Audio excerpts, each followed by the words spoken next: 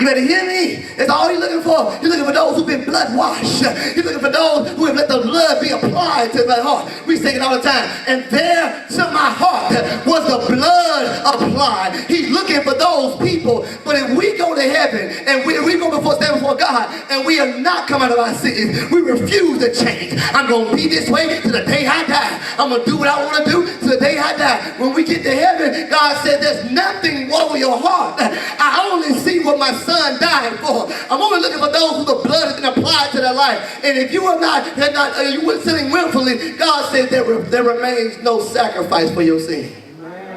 Ain't nothing we can do. Nothing we can do for you. Thank God for correction, because there is still hope. If you're hearing this message today, guess what? There's still hope for your life. I don't care what you into. I don't care where you was at last night. I don't care who bed you came out of last night. There's still hope because you inside here. I don't care if you were drunk and high last night. There's still hope because you inside here. For my saints inside here, I don't care how bad your attitude is right now. I don't care how petty we can be right now. I don't care how sometimes the saints of God, how mean we can be right now. How unrepentant we can be right now. If you are inside the sound, under the sound of my voice, there is still hope for your life. So let me tell you something. We're gonna wind it on down here, because uncorrected people are dangerous people. Uncorrected people are dangerous people. I don't like to be around people who are uncorrected. Bishop August said something, and I'm going to put that on YouTube. It was an awesome sermon. He said, when people tell me who they are, the first thing I ask them is, who are you under? He said, who are you under? And if you have left someone's church, he said, or if God has released you to go somewhere else, he said, who were you under? You know why he said? He said, because before you come to my church and do anything, I got to have a reference. Ooh, used to be you had to say, are you joining by will or by letter? Remember they said back in the day? That means you come with a letter from your last pastor. Oh, y'all get mad at me inside of here because we think we the Holy Ghost is, I got the Holy Ghost, I ain't got to remember nobody else, I got no man to teach me, I got the Holy Ghost, but we have to have a reference sometimes. And you know what we learned? That we live in a time now with so many renegade saints who have subjected themselves and submit themselves to nobody. I'm going to tell you why sometimes, because we don't want to be corrected. I'm going to be real. None of us are above correction. All of us need to be corrected at times. All of us need somebody to correct us at times. God is going to be hard on us because of our potential to do great things and our potential to do harm. You have the potential to do greatness. You have the potential to do harm too. Y'all don't believe that? Y'all don't believe that inside the house? You see, when a person that has never had their behavior checked and corrected, you have the potential to harm people, to hurt people. This is why spoiled children become dangerous adults. Spoiled kids, man, they become dangerous adults because nobody can tell them nothing. Because sometimes we have a situation, I'm going to be real inside the house, sometimes you know your child bad, you go to the school, try to fuss at them. And your child only listen to you. You know what he doing to her. Y'all better be real inside here. I've seen them cussing from their mama sometimes, and the mama say, well, he wouldn't do that. How you gonna tell me he wouldn't do that? He cussing in front of you. If he don't fear you, I know he ain't gonna fear me. Okay, I'm gonna move on. This is why you chastise when there's hope. You know, I had a student out there, Camp Shelby. His mom was bringing her child down there, Camp Shelby. The child was like 18 years old, about 6'3". He was a big guy, and the mom was I came inside the little lake. They were saying that the mom was telling them that he had been beating on her, putting his hands on her, right? He'd been beating on her, putting his hands on her, and she couldn't do nothing else with him. And so she had taken him down to the Camp Shelby because she said, I can't do anything with him. And so she said, y'all gotta fix him. And they were like, oh, that's so sad. That's so sad. And they said, dang it, you like you ain't saying nothing. And I said, you know why? Because he wasn't 6'3" his whole life. Amen. Wow. Amen. He wasn't 300 pounds his whole life. Had you controlled that when he was younger, they may put their hands on everybody else, but they ain't gonna touch you. My brother is about 6'1", 6'2" right now. He looked down and my mama has never put his hand on my mother. Because, look at daddy with the hand back there. Because spoiled kids become dangerous adults. Unchecked kids become dangerous adults. This is why I'm gonna preach to y'all real quick. This is why people are church hurt at times. I'm going to go there today. This is why we're church hurt. We don't talk about church hurt. Let's go to the root of these things, right? Let's try to see why it happened. Where did the church hurt come from? Because people that have never accepted correction are the first to try to correct everybody else. Amen. claps, I thank God for them. Last time I said, those daughter toe claps, I said, I ain't want to fit nobody. I thank God for my daughter toe claps. I thank God y'all gonna still clap with me. I appreciate y'all. So this is the thing. Sometimes people will never accept the correction or the first to tell the pastor how to correct somebody else. But if the pastor correct them, they don't like it.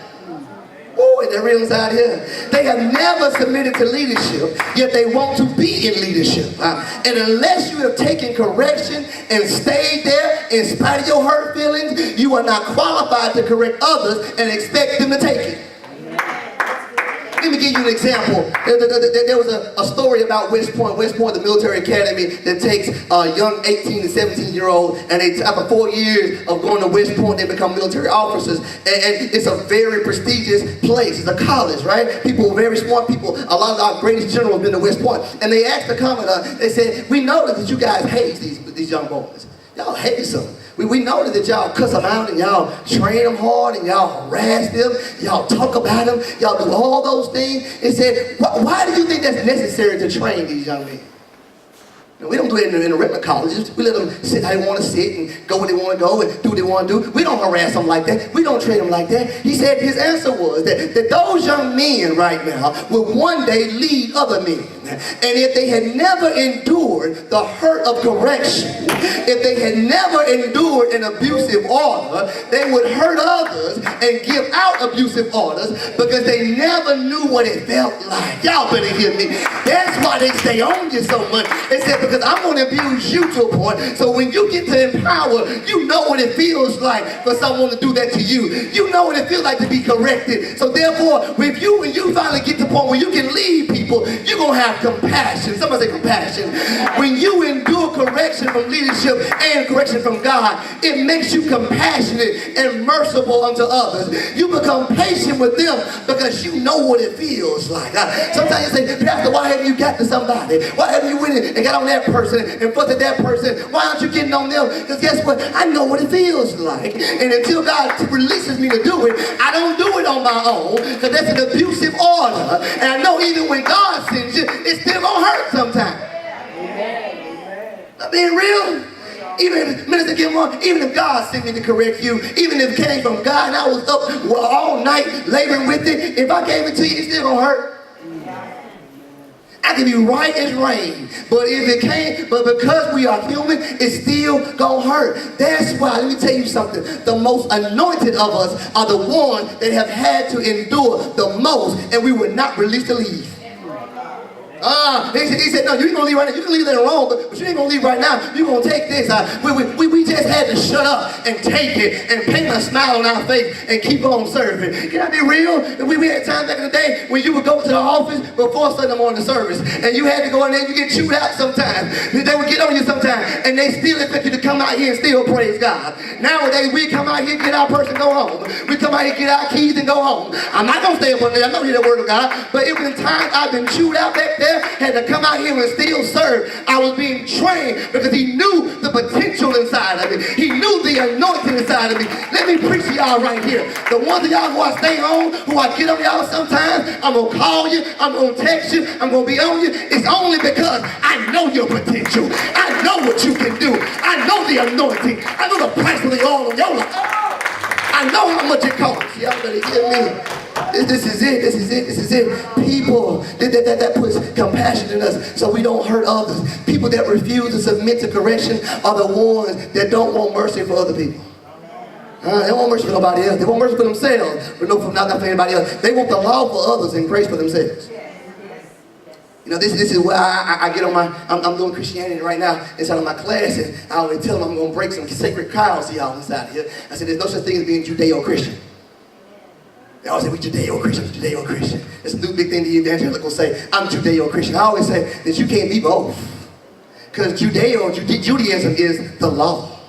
Christianity is grace. And Paul said you can't have both of them. Y'all better hear me. You can't operate on the both of them. And what we do, we like the grace for us, but I want the law for y'all. I want God to forgive me, but there's some people that I hope God don't forgive. There's people I hope God, he sent them straight to the pits of hell. And that's how we are sometimes. I want God to let me go for all the stuff I've done, but there's some people out here, I hope you get cancer. I hope something happened to you, because you had the nerve to say something about me, and because you said something about me, ain't nothing you do gonna go right. Until you do right by me, everything you do gonna fail. We turn the city real quick, don't we? You're gonna have a car accident. You're gonna get sick. You're gonna get the flu. And we want the law for everybody else. But when it comes to me, mercy, Lord, mercy.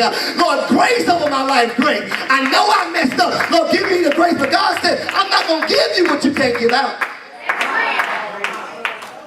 Can I tell you sometime? I'm gonna release some saints inside of you right now. The reason why you are going through what you're going through, some of us right now, is because God says, I am not mocked. Whatsoever a man soweth, that shall he also reap. The Bible clearly said that Jesus said, whatever you measure to a man will be measured back to you. I've learned that I've had to release some people in my life and say, Lord, I thank God for you. And I've learned to be like David when I pray for my enemies. I've learned to be in the Bible saying, when I begin to pray for people, God said, now I can release things to you. Because what you won't release to them, I can't get it back to you. If you won't forgive them, I can't forgive. Oh, y'all better hear me. Am I in Bible or not? Y'all let me know if I'm wrong now. You see, this is the thing. They want the law for others, they want grace for themselves, and they are dangerous people. But after you've been through some stuff, y'all better hear me, you become empathetic with the plight of others. Once you've been corrected and you've accepted it in the right spirit, and you won't, then you won't hurt others when you have to correct them. But if your behavior has never been corrected, you will do anything. If your words are never corrected, you won't say anything. God has to correct us so we won't be a dangerous vessel. A dangerous vessel. Can I get out of here real quick? We all need to have our thinking corrected. I need my thinking corrected. I need to think. I'm always good about, I'm trying, God putting me to go to the root of every issue. Because actions come from thoughts. Go to the root of the issue. Therapy and good counsel is important. And black people, we want to go to therapy. We just bottle everything in. And one day we go crazy. Have a nervous breakdown. Never say all the time. We bottle everything in. We don't want to talk to nobody. Then on top of that, we don't want to go to good counsel. We go to unsaved counsel all the time. I got this lady in my job. She know everything, and she just gives good advice. But what happened to good counsel? Good counsel is important. Sometimes your issue is that you're not thinking correctly. Unstable thoughts are not the thoughts of God. And if the thoughts are unstable, the words gonna be crazy. And if the words are crazy, the actions will be crazy. We need our thinking corrected because there are too many Christians operating with an uncorrected and an unstable mind. I am believing that the most unstable people sometimes are the people who are inside the house of God, who are speaking in tongues, running around the church, doing all these things, but we are unstable in our minds sometimes. Not being real in the house. Y'all know some unstable people, call themselves saved and everything. This is unstable to anybody. And they say crazy to busy boys. Now, you'll be around people like that they're unstable in their mind. But here's the thing you understand. You can do some things while you are still, while being crazy and unstable, but after a while, that craziness is going to stop you from going where God has destined you to go. I released some of that church one time. In church, I said, Lord, I don't want to say that to nobody, that I was going through anxiety. Anxiety got really, really bad in my life. Anxiety got really, really bad. And I was like, Lord, them folks going to think I'm crazy. And God said, look, you got a master's degree crazy. You didn't got a job crazy. If you call yourself crazy, you done all this stuff crazy. You ain't crazy. He said, but you got to get it fixed. You got to come back to me and get it fixed now. He said, because right now you can operate the way you are. But there's some door that be closed, y'all better hear me, in your face because you've not dealt with the inner issues. Why? Because unresolved and uncorrected thoughts, they have a way of hiding in the recesses of your mind and then revealing themselves at the most inopportune time, don't they? They come out when you don't want them to come out. They come out at the worst time. You have to go back and say, Lord, I'm sorry. I didn't mean to say that to that person. I didn't mean to act like that. He said, because you never dealt with it. You hid it somewhere back in your mind and it comes out at the worst time, doesn't it? When keeping it real goes wrong. When keeping it real goes wrong. When you're trying to keep it real and it costs you your job.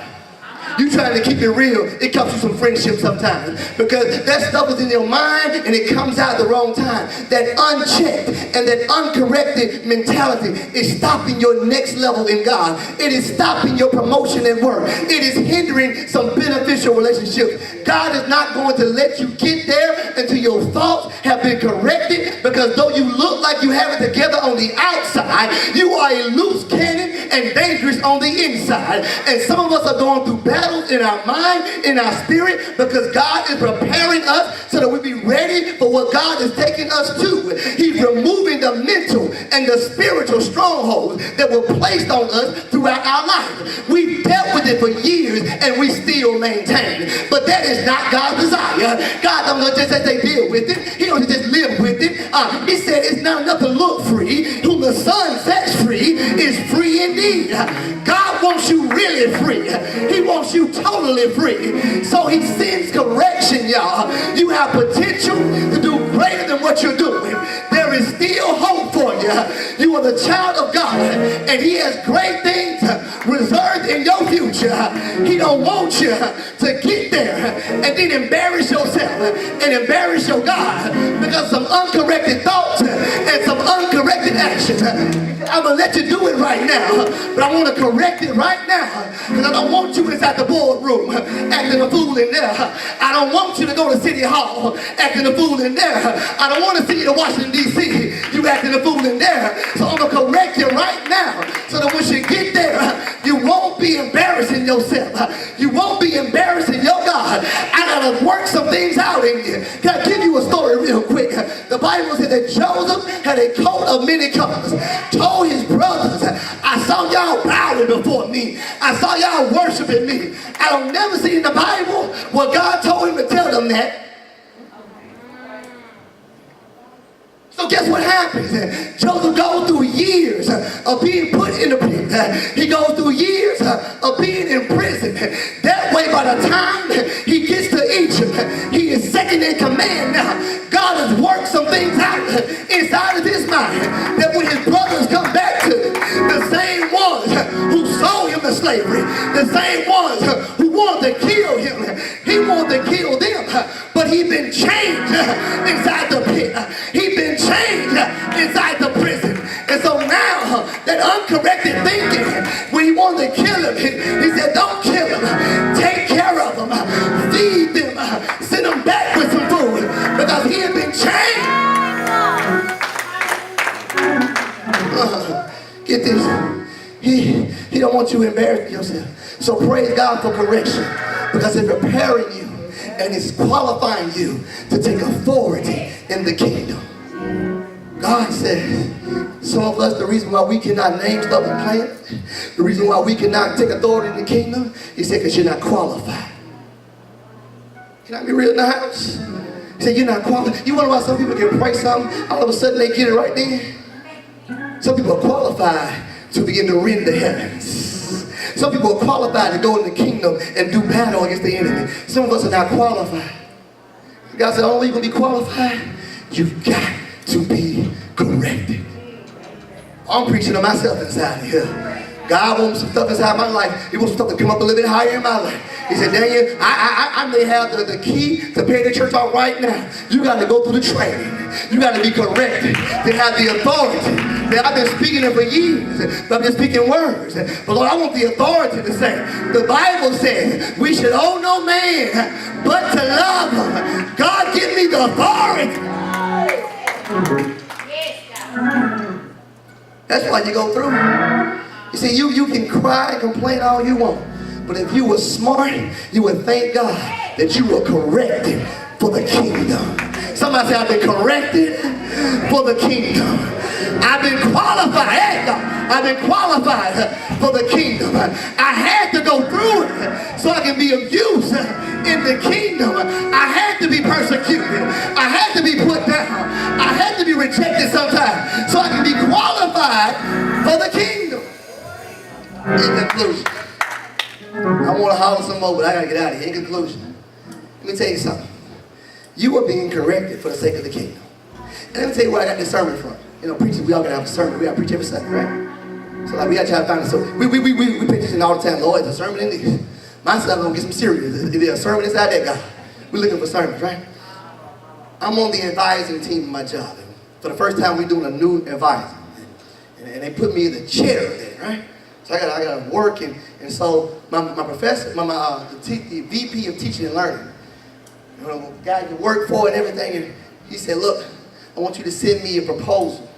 So what I'm going to do, I'm going to send him my introduction for my research project. I'm going to send it to him. Now I thought, because I was in a hurry, I thought that it was due the next week, or due this week, actually next week. So I was rushing through it. And I got into the habit, I bet you hear me. Hope Professor Dr. Pierce don't hear this. Got in the habit, Dr. Pierce, he don't look at him very hard sometimes. So we can kind of slide back to the railing sometimes, don't we? And just put something in there, he ain't gonna check it that hard. And so I'm used to doing that for him. So I sent it to my boss. And I hadn't looked over the way I was supposed to look over it. And I sent it to him. This is gonna be very embarrassing. I'll tell Sister Keita that she made me feel so bad. She said, ooh. But it was true, Sister Keita, it was right. I said, you know, I gave it to him, and he emailed me back and he said, Daniel, great topic, great idea, great thoughts. But here's some of the grammatical mistakes you put inside. He said that at the PhD level, he said, a better level of communication is expected of you. So for that reason, I'm going to tell you, you need to fix this and fix that before you put it before the board. I can say amen how y'all want to. That hurt. That stung. I was like, Lord have mercy. I was going to McDonald's, about to order some food. When I got his email on my phone, I lost my whole appetite. I said, Lord, I did not do that. It was embarrassing and it hurt. But you know what? He only corrected me because he saw potential in my future. He saw potential in me. And he felt like he could correct me because he felt like there was still hope for me. I had to, Lord, that hurt. Now I want to email. They got some irrational thoughts. So I want to email him back. Now you ain't got to look at all that. Oh, you being so picky. It's the first year. I had to take.